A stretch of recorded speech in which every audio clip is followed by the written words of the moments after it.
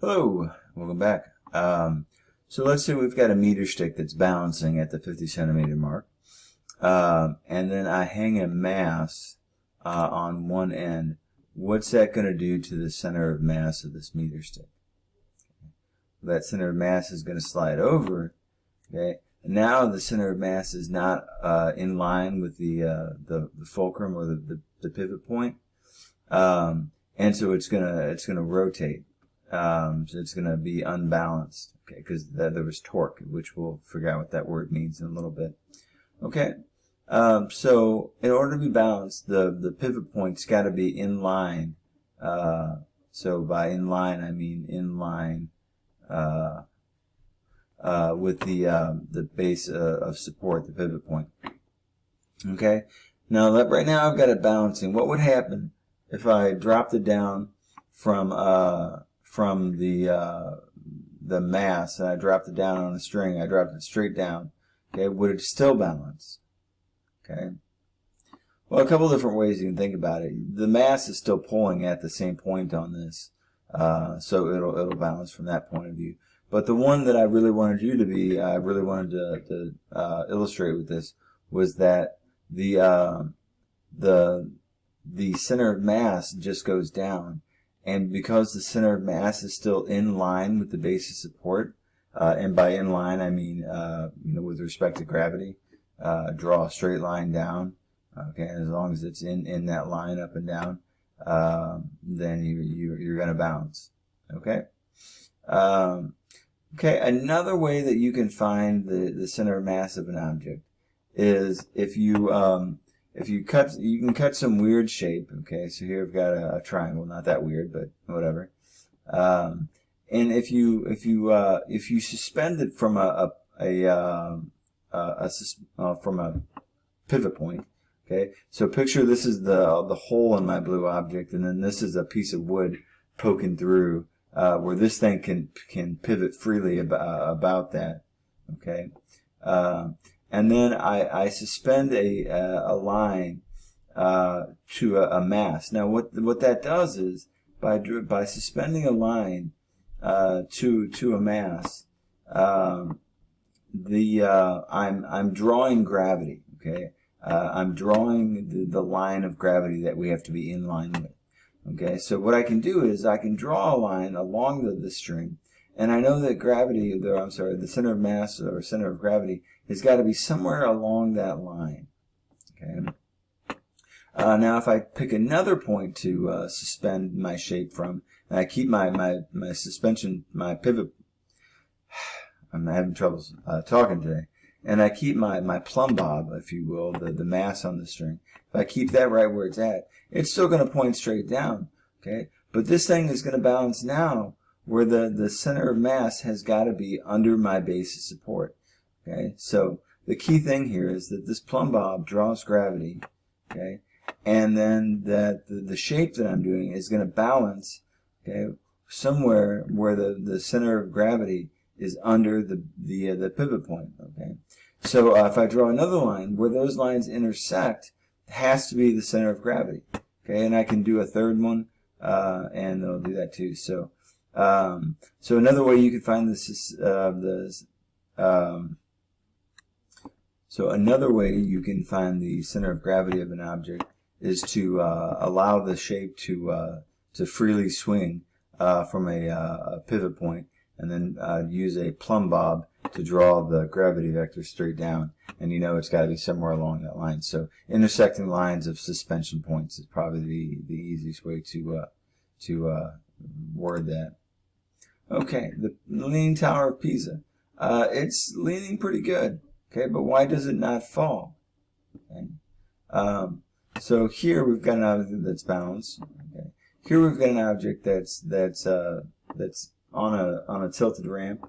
Would this object fall if I let go of it? Right now I'm holding on to it. So would this object fall if I were to let go of it? What do you think?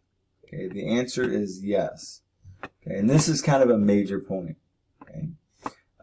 We said an object will balance if the center of gravity is in line with the base of support. Now, the base of support can be something wide, like the base of this. It doesn't have to just be the tip of triangle. But if that center of gravity is not in line with the base of support, okay, the object will not balance. It will not stay upright. It will fall over. It will topple. Okay, so that's kind of a major thing. So on the test, I'll give you a shape along somewhere, like this or whatever. Probably different, but what you're going to do is you're going to tell me whether or not it will fall over. And I'm expecting to see the center of gravity, okay, marked, a line going straight down, okay. And then if that line doesn't go through the base of support, it's going to fall over, okay.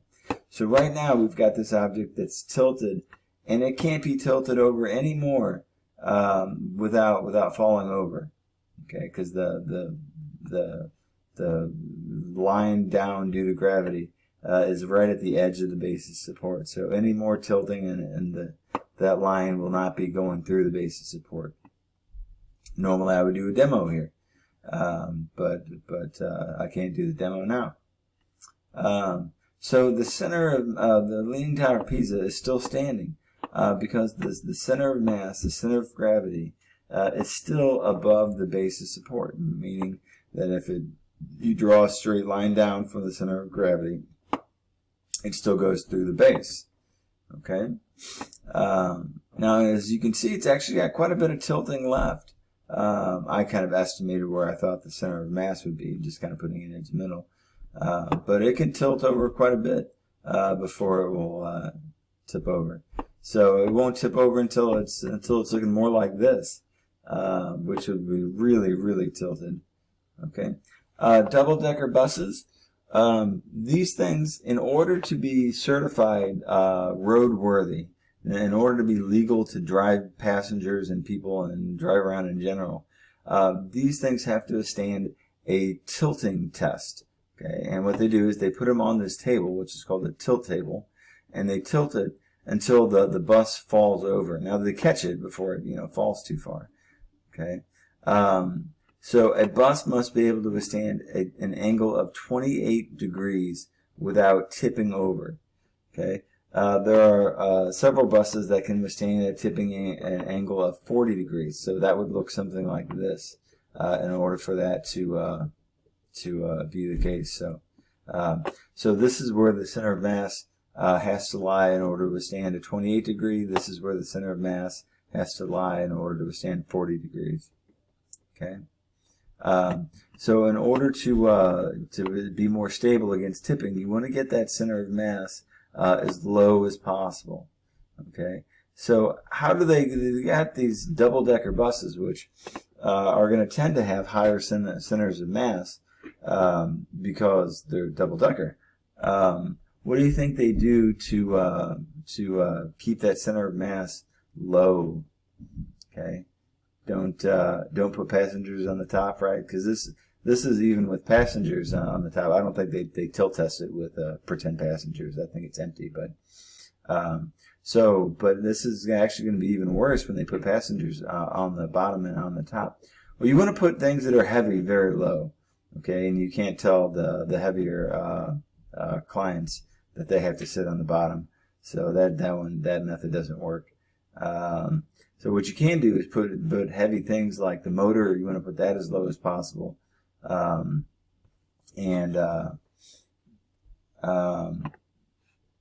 basically they just need to put as much mass down low as possible, and the engine would certainly be an important component of that. So here you see a bus on a tilt table. Here's the table. Here's the wall that kind of catches it. Okay. So here we've got cargo in the back of a truck. So this is one of those box trucks that you see, a commercial truck driving that's got like a big, instead of like a truck bed, it's got a big, box where you can, and a roll up door and that sort of thing. So here we've got cargo that's been strapped to the walls, because you got to have your cargo strapped for a lot of different reasons. Right now, here's the center of mass, and if I draw my line straight down, I didn't do a good job of drawing this straight down, then you'll see that it's over the base of support. Now, it's not actually over a tire, but these tires are gonna encompass the base of support. So keep that in mind. So here, if it tilts, okay, that center of mass is still just above the base of support, and it'll still be stable. Okay. Now, if you don't secure your cargo in the back, so the gray things are cargo, and right now this truck is stable. It's on a pretty tilted road, but the center of gravity is just on the corner of the tire. Now, what's this cargo going to do? The cargo is going to slide over. Okay. Now the base of support is not the center of mass is not above the base of support, and it will fall over. Okay. So something for you to do at home. Do this. So stand up, but before you do that, what I want you to do is think about, notice what you do before you stand up. Okay. Pause it and go do that. Okay. What you do is, okay, you lean forward. All right. So what you're doing is, when you sit upright, okay, your center of gravity isn't above your feet. Your feet are your base of support. But when you lean forward, okay, you get that center of gravity above the base of support, which is how it's got to be in order for you to balance and stand. So, yep. So here we've got a couple things. Which of these tends to be more stable? The book that's upright or the book that's down? If you shook them, which would be more likely to change positions? Okay. This book is more likely going to fall over if you shook this hard enough.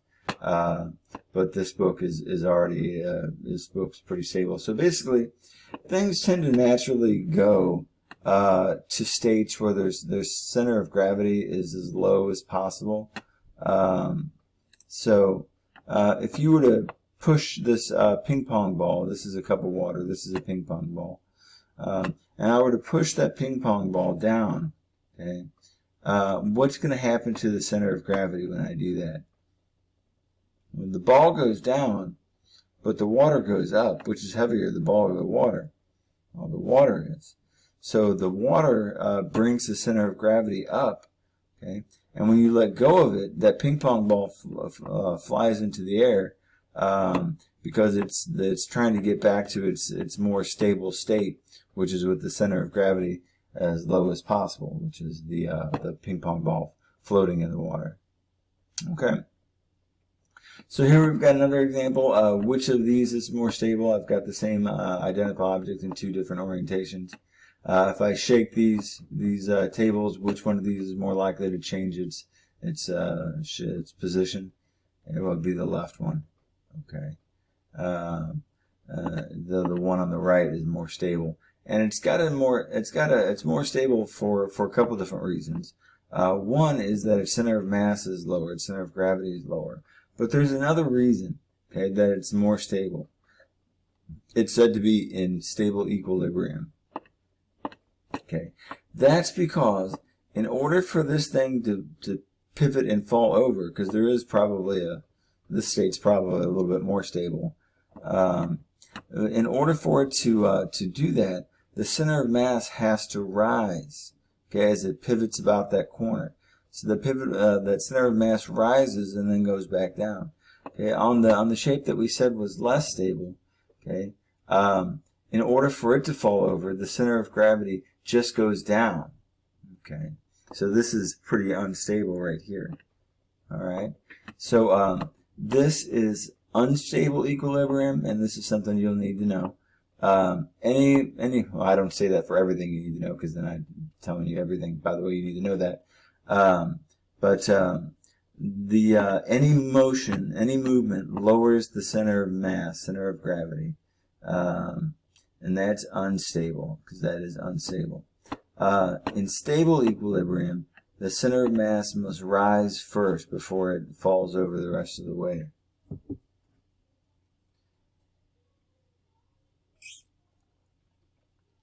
This is normally a demo that I would do. So it's a balanced toy. So mine doesn't look quite as cool as this one, but So basically, it's a toy and it's quite stable. You can move your finger all around, okay, and try to knock it off. And unless you're pretty violent with it, it'll remain balanced. And what is the secret to these balancing toys? Well, let's find its center of mass, its center of gravity. So so I can draw a line of symmetry. Okay, that's the first thing we did to find the center of mass. And I know it's going to be somewhere along this line, along here. Okay.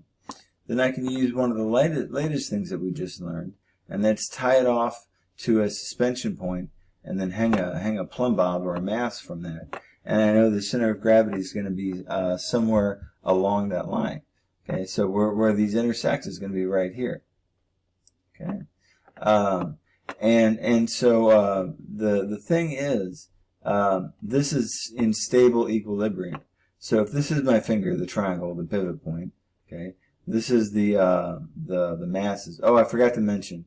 Why do you think we've got these heavy masses down here? Okay, that's to bring the center of gravity of this thing down low. Okay, and so if the center of gravity is down low, it's below this pivot point like this. Okay. The center of gravity has to rise in order for this thing to fall over. So it's in stable equilibrium. I mean, I can get it to fall over, but I've got to work at it a little bit. So center of mass has to rise at stable equilibrium. Okay. What about this? Okay. This is an unstable equilibrium because any motion, any falling of this is going to bring the center of gravity down. Okay, straight down. So that's an unstable equilibrium, and it looks unstable, I think. Well, the other version of this, like this, doesn't look as stable as it is. It's quite a bit more stable than you'd expect. And what about this? So here we've got rid of the bend of the bar. So here this is pivoting. What is this, in stable or unstable equilibrium? Well, stable equilibrium is if the center of mass has to rise. Okay. Unstable equilibrium is if the center of mass only has to fall. Okay, this is doing neither. It's not rising or falling. Okay, well, this is in neutral equilibrium, so that's the last one. So the center of mass doesn't rise or fall as it rotates. Okay, do worksheet 8.2 and come see me during office hours if you have a question. Bye.